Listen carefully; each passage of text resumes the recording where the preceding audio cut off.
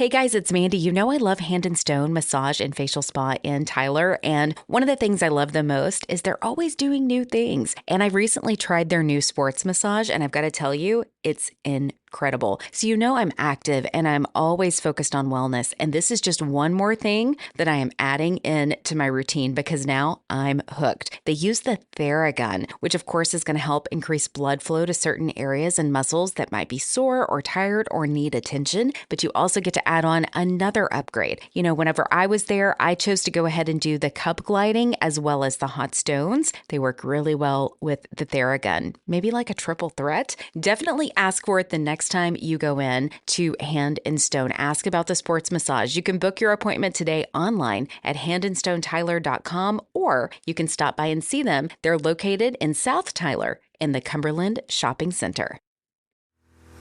Welcome to the Celebrating Women podcast, hosted by Mandee Montana, a podcast that celebrates women, their stories, their struggles, and ability to overcome. Conversations that celebrate their gifts, their talents, and courage. It's the Celebrating Women podcast, presented by Hand and Stone Massage and Facial Spa in Tyler, Texas. With over 20 massage therapists and 6 estheticians, certified and trained in multiple protocols, you can get an affordable massage or facial located right here in the East Texas area. Book your appointment today. Stop by the spa in the Cumberland Shopping Center in Tyler or online at handandstonetyler.com. Welcome back to the Celebrating Women podcast. I'm Mandee Montana with 2 special guests today that happen to be sisters. My dear friend Stephaie Taylor, who's joined us a few times, and her sister, Abbie Rhodes. Welcome, ladies. Thank you. I'm glad to be back. I'm glad to have you back. And you've been telling me wonderful stories about your sister for years, probably almost as long as I've known you. So it's so nice to meet you in person. And I just have, over the years, obviously admired some of the projects that you guys have worked on together that Stephanie's told me about. But about a year and a half ago, you decided to become an entrepreneur. I did. And you opened a store? Yes, Bound Books in Lindale. Excellent. It's about a 2,000 title bookstore, so we have a pretty good selection. Stephanie, I'm going to ask you to kind of co-lead this with me since you know Abbie a little bit better than I do. Were you part of this process whenever she decided to start the bookstore? No. How did it come about? So Abbie kind of has a knack for all things entrepreneurial. Awesome. And she'll just wake up one day and decide she's going to do something new and do it. I mean, that's inspiring. And like we talked about at some of our earlier podcasts, I have to have a plan, and it would take me 2 years to do what Abbie does in like 2 days. But what was funny about this project is she and her husband have been trying to have another baby for a long time. Mm-hmm. Myself and my husband and Abbie and her husband were actually in a house that we were looking to buy and possibly flip as a real estate investment. Okay. And so we're walking around and taking measurements, and she's like, I think I'm going to open a bookstore. And I mean, we're in the kitchen of this house. And I'm like, what? And I said, will you focus? We're trying to decide if we're going to buy this house. And she's like, yeah, I just really want to open a bookstore. And so literally the next day she texted me and said, well, I signed a lease today on a place for my bookstore. What? Okay, so tell me why. In February of 23, we all took a girls' trip to Waco. Me, my sisters, my mom, aunts, everybody. Wow. And so I had been toying with the idea a little bit, and we went to Fabled. And of course, you know, Fabled is so well known, and it's a great spot, adorable. And I said, I really want to do that. Just all of this in my head at this point. Right. And then I said, you know, I think I'm just going to go for it. And we were actually standing in line at Joanna Gaines' muffin, is it cupcakes? Bakery. And I was looking on Facebook, and an ad popped up in Marketplace for a downtown building, which is kind of rare. Our downtown, doesn't have a very big footprint, so buildings don't become available very often. Mm-hmm. And I just said, this is the Lord talking to me. I'm going to contact them. I was in line, and I messaged these people about the lease. And so when we got home, I went and saw it, and that's when I told Stephanie, I was like, hey, I'm signing a lease. Hope that's cool. Wow. So it all came about just from that one girls' trip. I had been kind of toying with the idea a little bit, but just seeing the building was confirmation that that's what I was supposed to be doing at this time. And you're a reader, I would assume. Yes, I love to read. Less so now owning a bookstore, but I do still love to read. So I read a lot on behalf of the bookstore. And what's interesting, so our mom has always been an entrepreneur as well. So our whole lives growing up, she owned a children's clothing boutique in Lindell. Yeah, so it's in the genes. And we literally grew up at the store, much like Abbie's kids are doing now at the bookstore. And so that was a really neat childhood experience. We learned a lot about business. I'll never forget, my mom would, and this is probably why I'm the way that I am now, but she would have me do all of her deposits so I can learn how to make deposits and how to calculate things. And I was 9, and she would say, okay, now walk over to the bank, and maybe 10, maybe double digits. Stephanie was doing that. Me and my other sister were playing mannequins in the window. We did not do the business side. So you're the creative side, and Stephanie's the business. Yeah. So mom now works for Abbie at the bookstore, and it's so funny because she's retired, or she did retire. Yes. Now she's working full time. This afternoon, she taught watercolor classes because she loves to paint. And so it's not just limited to books. They also have art, original works of art for sale, but also, the art classes that she's doing for fun. So this one is called Just for Fun Watercolors. Aww. And she basically taught herself watercolors 6 months ago. Yeah, about 6 months ago said, I need to learn watercolor. And then just did I'll just teach it. Wow. That's her vibe. So you're a chip off the old block. So, we did the podcast, What Do I Want to Be When I Grow Up? Yes, And I remember. told you my mom and my sisters are super artistic and creative. And so Abbie's backstory, she went to school for criminal justice and was a juvenile probation officer. And then after many years, and as you can imagine, that's such a difficult job. Yeah. She's like, I think I'm going to go back to school and be a teacher. Well, and the reason I went to school to be a teacher was primarily because of the hours. Yeah. Well, my son was 2 and he was born blind. Oh, wow. And so I decided, hey, I need to be somewhere that I can have his hours. I was working till 8 o'clock at night in probation. And so I said, I'm just going to go back to school, get a teaching certificate. So I did a master's program. So I have a master's in education. Wow. And then now I'm able to have my kids' school schedule, which is great. So that's kind of what shifted towards the teaching. But her first job, it was so funny. She's like, I got a job in Lindell. And I was like, oh, what are you going to be? I was just astonished and excited and so proud. I had no idea that she could teach. Because again, we're so different. I do not have the patience. Yeah.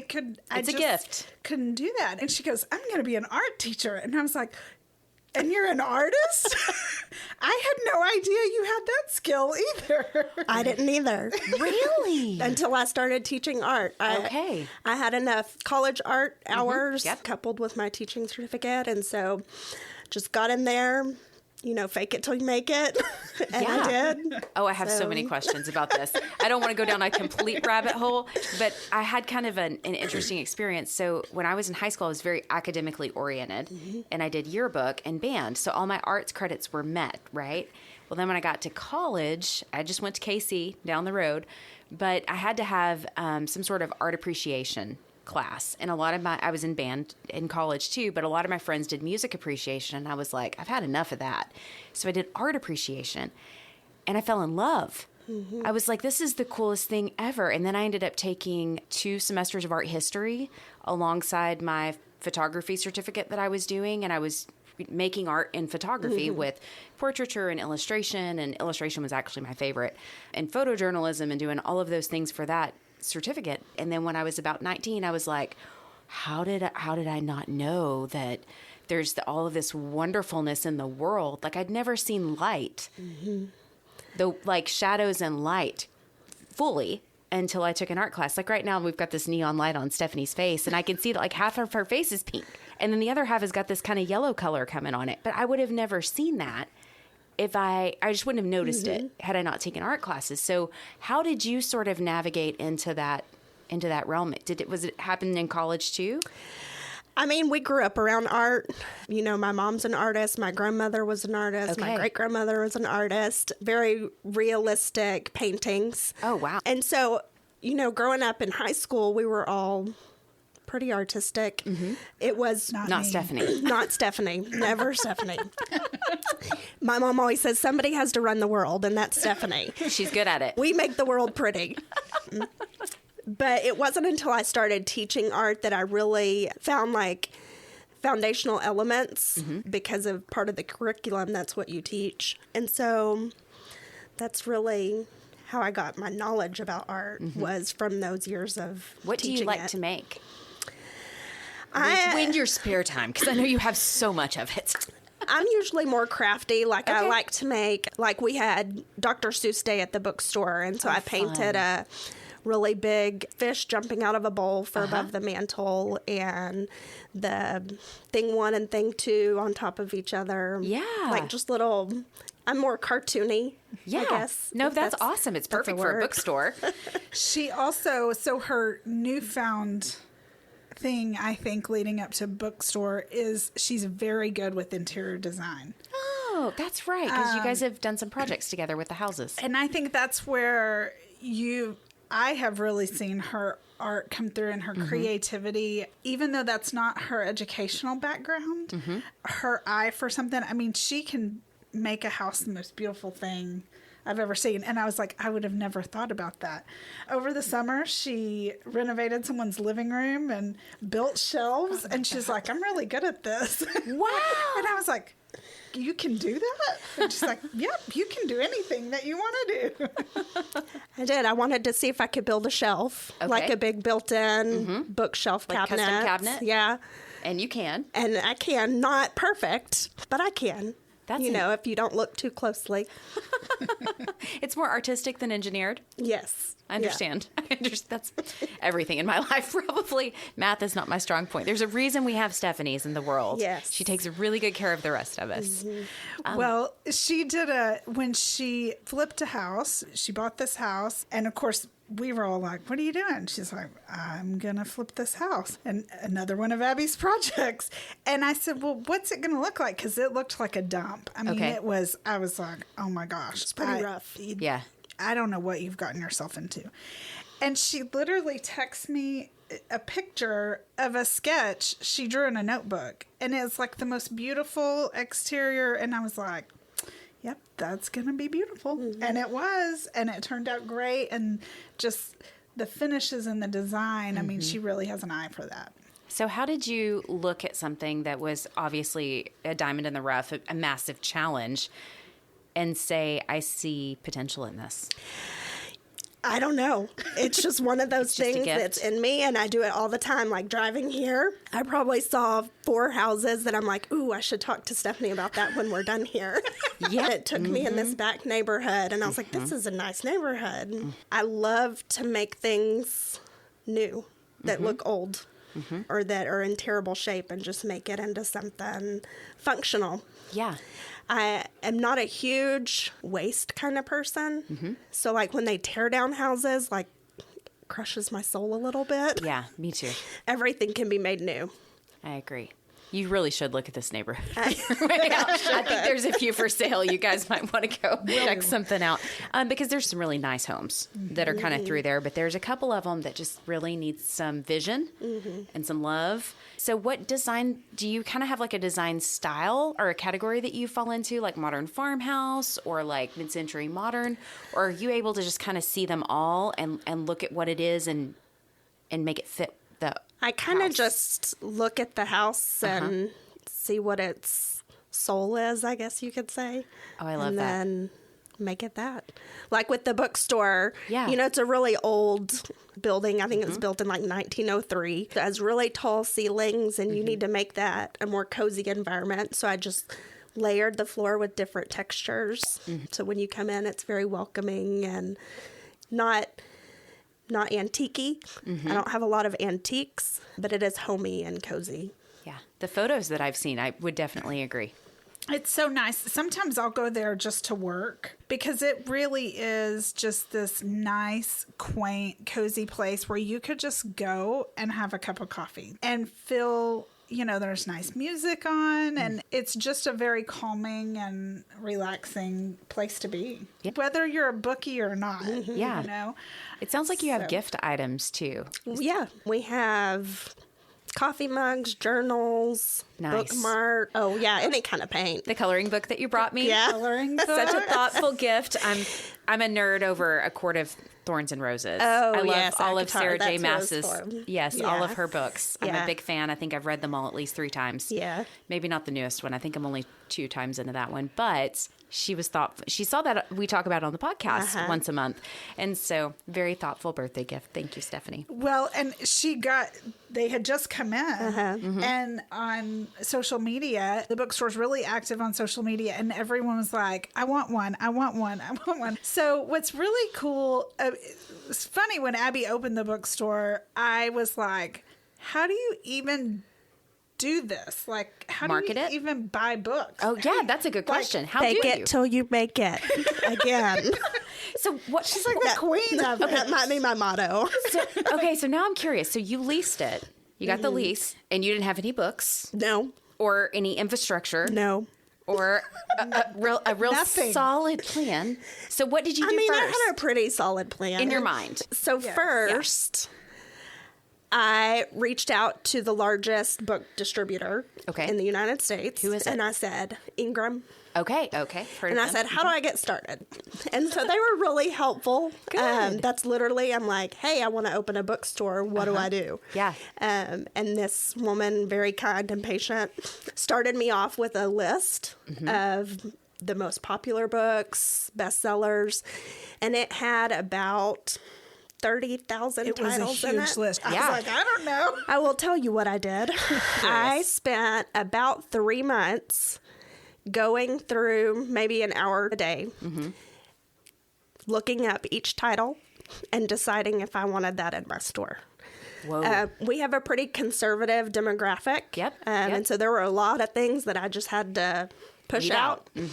out. So I spent a good 3 months deciding what kind of things that we wanted. And I started with that list, and then I added things that I had read that I love and would recommend to other people. Sure. And then we went from there. And then I sent them a lot of money, and they sent me a lot of books. That's a really wonderfully simple art teacher way of putting that. I love it. So then, did you have to get shelves? Did you create your own shelves? How did that actually process come? a plug here for the Office Barn. Oh, they're great. They're Yes. amazing. I teach with the owner's wife. You do? Okay. Yes. Yeah. And so he gave me a pretty good deal and supplied all of our bookshelves, and they came and delivered them and set them up. Then I broke my foot because I dropped a shelf on it. Oh, no. You know, All part of the business plan. all part of finding out I was pregnant, dropping a shelf on my foot. It was all at the same time. Goodness, Abbie. You must have a really high stress threshold. I take medicine for that. Okay. Well, I know you've got a great sense of humor, so all of this is fitting together.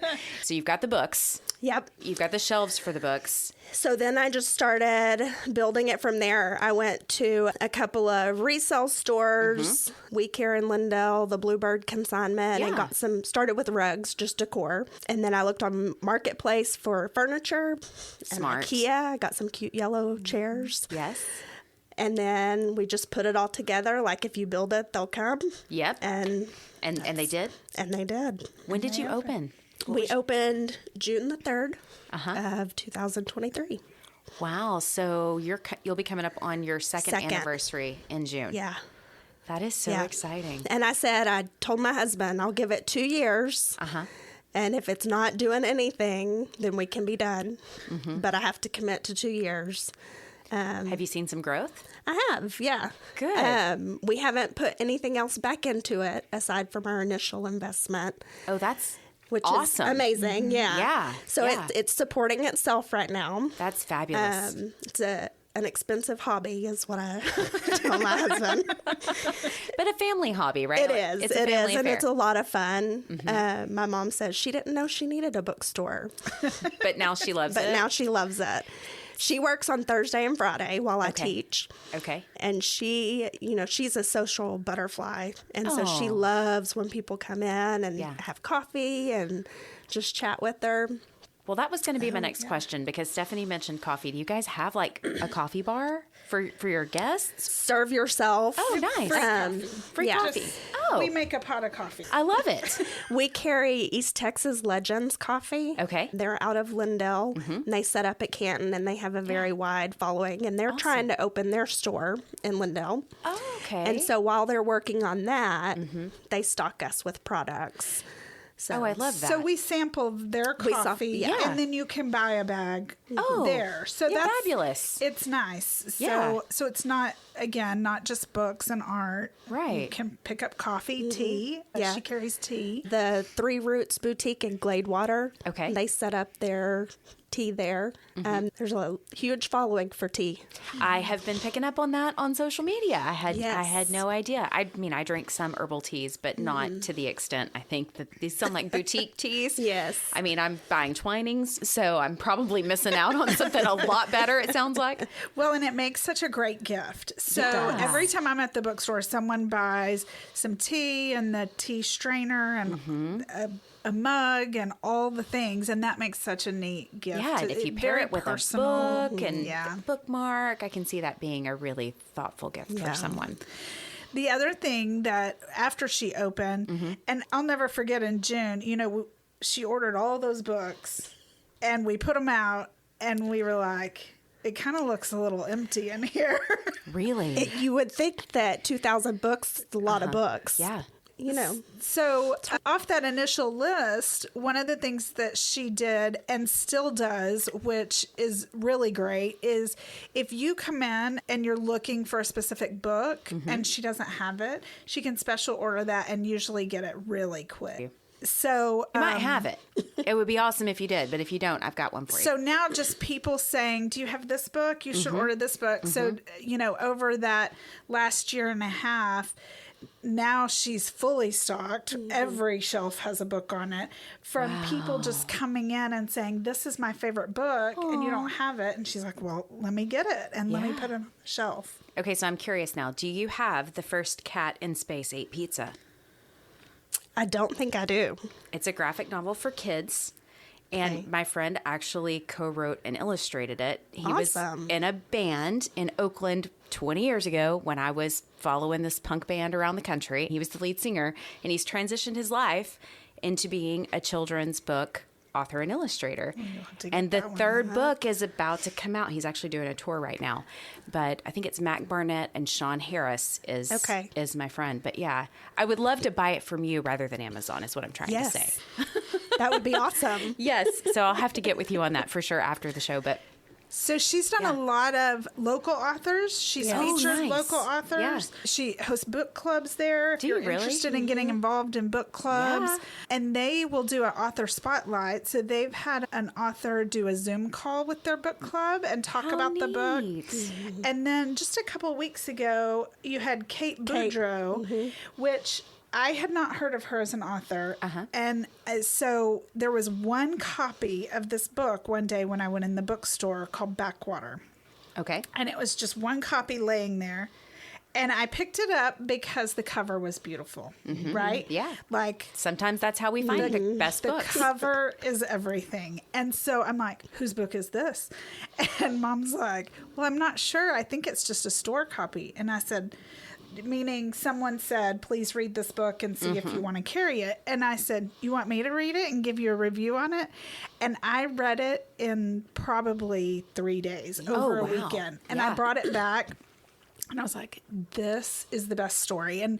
And Abbie's much younger than me, but our dad is from South Louisiana and Mom is from East Texas. And so the book actually takes place on the Texas-Louisiana border. Okay. And it has this real like Cajun, just deep Louisiana undertones. So I just loved it because it literally is like the combination of our family. Like they would use words and do things that I was like, oh yeah, that sounds just like my uncle right now. Oh, that's awesome. And so then I just read that one book, and then I went into the store, and there was another book there.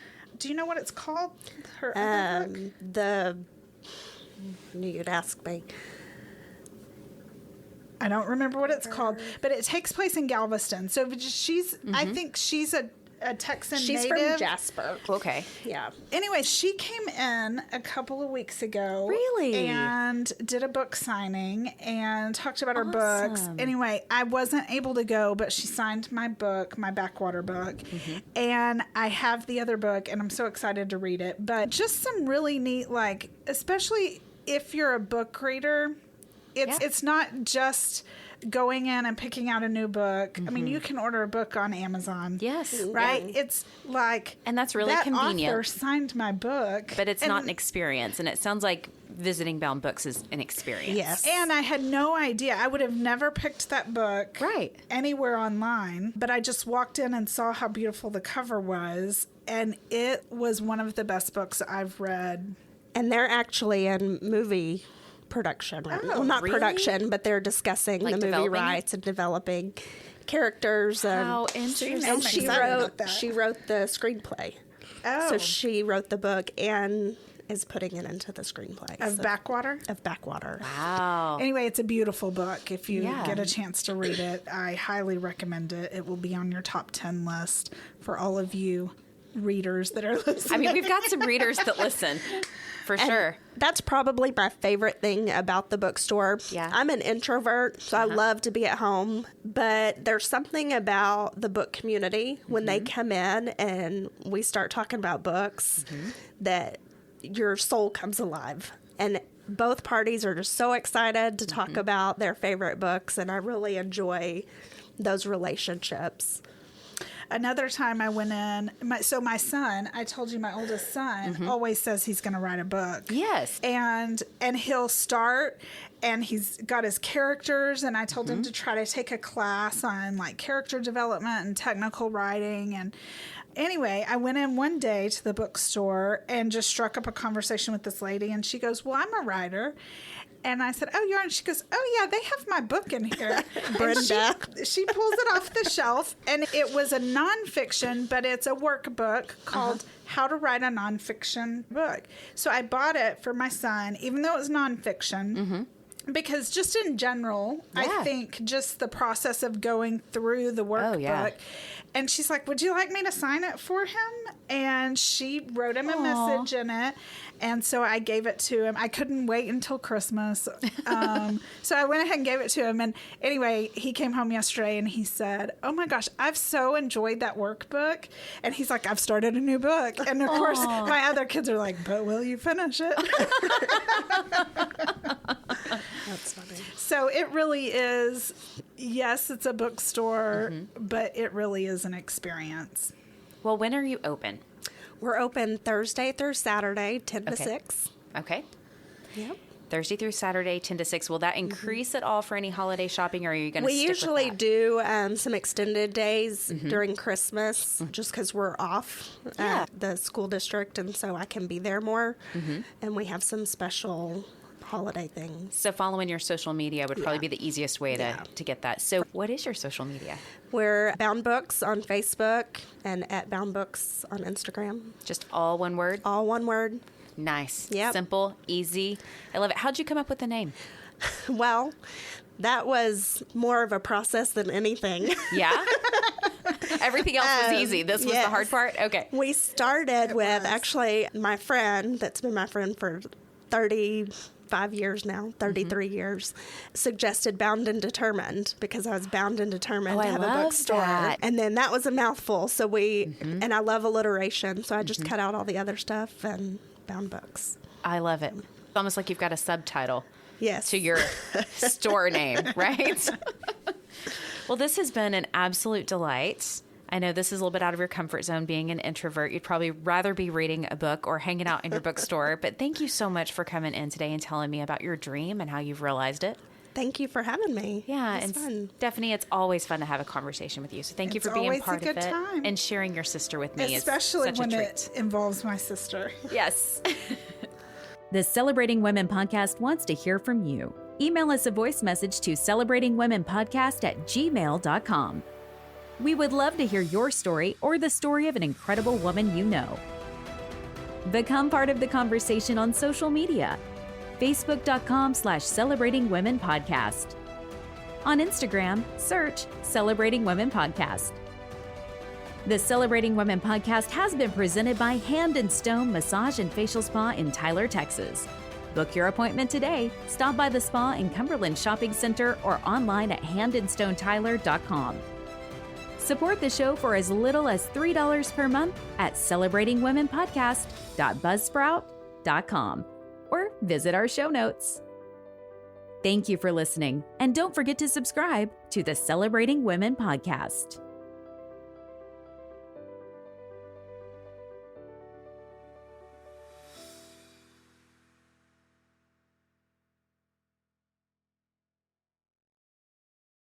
Hey guys, it's Mandee. Have you been struggling to lose those extra pounds? Oh, I know. I have totally been there. An extra, 15 to 20 pounds can totally creep up on you in perimenopause. Or at least it has with me. And I think I found it early. I hope it's not happening to you. But if it is, I've got the solution. You can lose up to 15 pounds in 8 days with an incredible product line that I found and I want to share with you. Get a custom product recommendation with a complimentary wellness screening in the show notes. Just click Zing with Mandee.